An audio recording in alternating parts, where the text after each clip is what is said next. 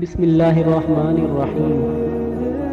حضرت ابو ہریرہ رضی اللہ تعالی عنہ سے روایت ہے کہ رسول صلی اللہ علیہ وسلم نے فرمایا، میں نے ایک آدمی کو جنت میں چلتے پھرتے دیکھا جس نے راستے سے ایسے درخت کو کاٹ دیا تھا جو مسلمانوں کو ایذا دیتا تھا، یعنی جو مسلمانوں کو درخت تکلیف دیتا تھا اس نے کاٹ دیا۔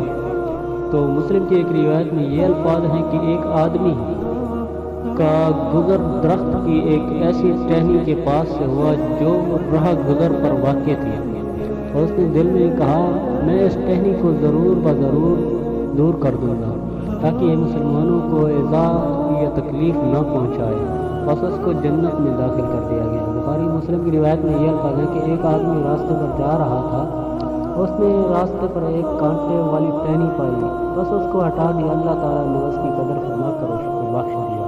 تو بھائیو، ایک نیکی کر دینے سے بھی اللہ تعالیٰ خوش ہو جاتا ہے۔